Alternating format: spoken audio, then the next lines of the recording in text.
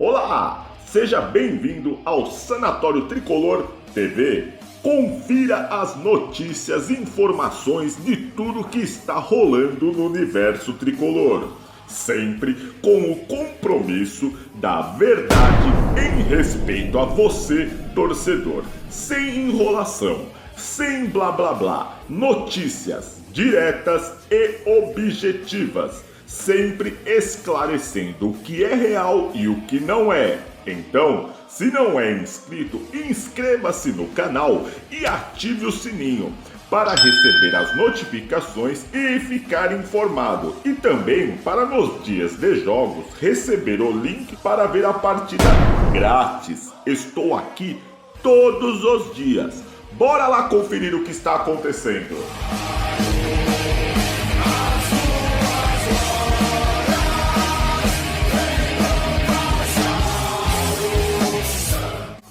Marco Aurélio Cunha foi derrotado na disputa para ver quem seria o candidato da oposição para enfrentar Júlio Casares na disputa pela presidência do São Paulo em dezembro. Roberto Natel venceu com 60% dos votos contra 40% de Marco Aurélio Cunha. Alguns pontos temos que refletir sobre este resultado. Não que defina quem será o presidente, mas diz muito sobre o que os conselheiros pensam sobre o clube e o torcedor. Vamos a esses pontos. Conselheiros deixam mais do que claro que poucos se importam com a opinião do torcedor. Marco Aurélio Cunha era o candidato preferido da maior parte da torcida. Em diversas pesquisas, o resultado era disparado em todos os cenários que o torcedor queria Marco Aurélio Cunha na disputa e na presidência do São Paulo. Mac teve grande apoio dos torcedores comuns, aqueles que realmente amam o clube. Mas por que eu digo que o torcedor comum é quem realmente ama o clube? Porque ele é o único que realmente sente as derrotas e o momento terrível que o clube atravessa. Nesses anos e de tempos difíceis, qual conselheiro você lembra que veio a público ou que tomou alguma atitude interna para mudar algo, que foi contra essa gestão, contra as barbaridades que acontecem no São Paulo, dentro e fora do campo? Pergunta difícil, né? Por quê? Porque não há. Os conselheiros são omissos. Então, torcedor, a não eleição de Marco Aurélio Cunha fica mais do que claro que a opinião do torcedor pouco importa para os conselheiros. Os dois candidatos na disputa, Júlio Casares e Roberto Natel, têm ligações muito próximas com o Leco. Então, se você esperava uma mudança grande, pode ficar preocupado, porque os sinais que vêm dos conselheiros é que o que será atendido são os interesses internos e que a voz que vem da torcida não importa. Ambos os candidatos vão tentar agora, neste momento, torcedor, para você descolar a imagem deles junto ao Leco, que é o maior queima-filme desta eleição. Hoje, torcedor, é impossível apontar quem é o candidato que pode mudar drasticamente o São Paulo, porque o que vemos é mais do mesmo. E infelizmente, torcedor, é mais do mesmo. E em cada atitude que acontece por essa corja de interesseiros, parasitas, sanguessugas que são os conselheiros do São Paulo, ficamos extremamente preocupados. Nós estamos no rumo certo. Estamos no caminho certo. O nosso grande partido é o São Paulo Futebol Clube. O São Paulo está começando a crescer. O futebol está cada dia melhor. Acho que a gente foi muito feliz na escolha do Rogério como técnico. O CT de Cotia forma homens. Honestidade, disciplina. O time está se reerguendo. Está resgatando o nome. O mercado respeite São Paulo. Fundamental o prosseguimento desse trabalho. Ponto forte, sem dúvida nenhuma, a transparência. A transparência, inclusive, é pública. O Conselho tem elogiado muito essa transparência. Sou Leco, acredito nele. É uma pessoa de minha inteira confiança. Ele está fazendo uma gestão excepcional.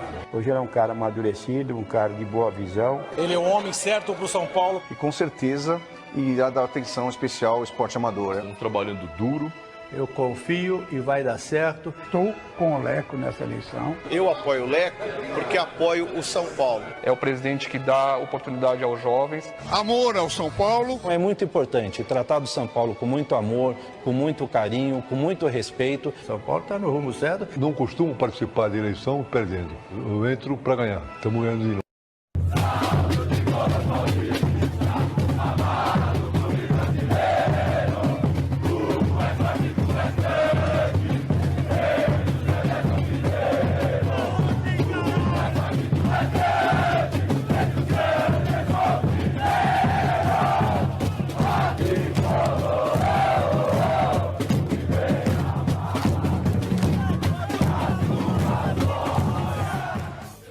São Paulo enfrenta o Vasco em São Januário, jogo válido pela terceira rodada do Campeonato Brasileiro, às 16 horas.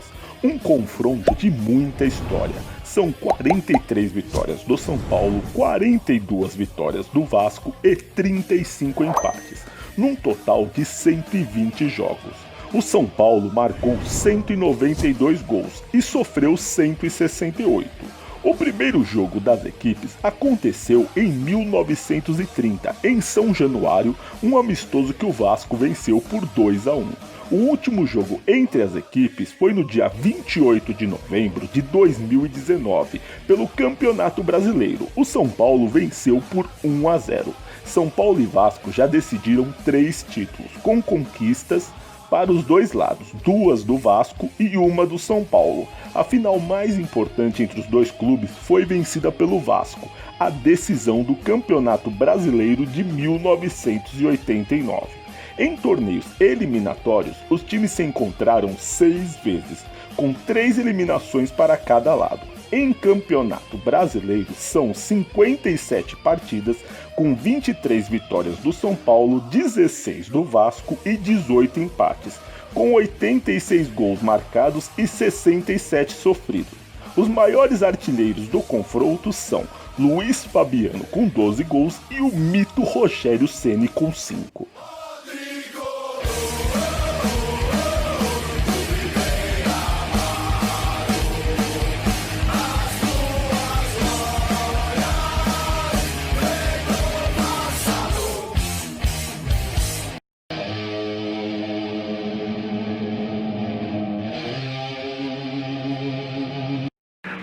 Olha aí, freguesia, são as deliciosas pamonhas. Pamonhas fresquinhas, pamonhas caseiras. Ao som do carro da pamonha, os guerreiros do resort de Cotia estão escalados. A escalação da zoeira chegou!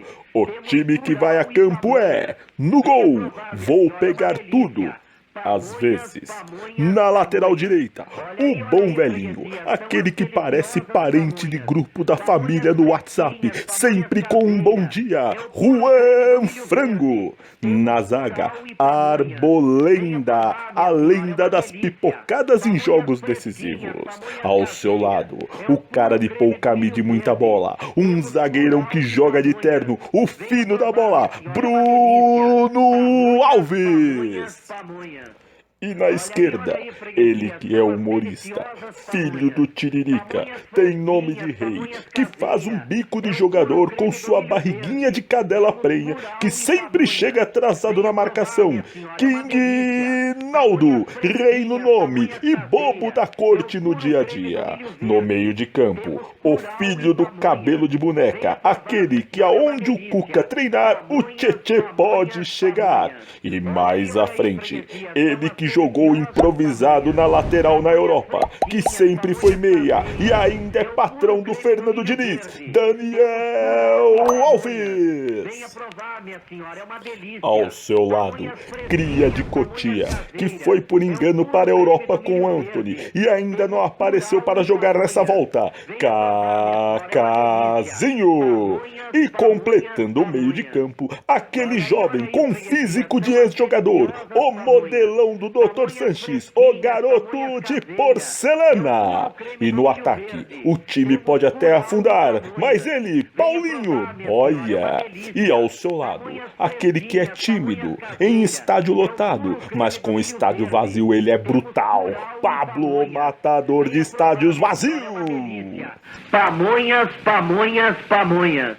E comandando toda essa zoeira, o cos-pobre do Guardiola, o treinador campeão da 3ª divisão do Paulista, campeão da Copa Paulista, detentor supremo do troféu posse de bola, queridinho da mídia, funcionário do Daniel Alves, Fernando Diniz. Venha provar, minha senhora, é uma delícia. Pamonhas, pamonhas, pamonhas.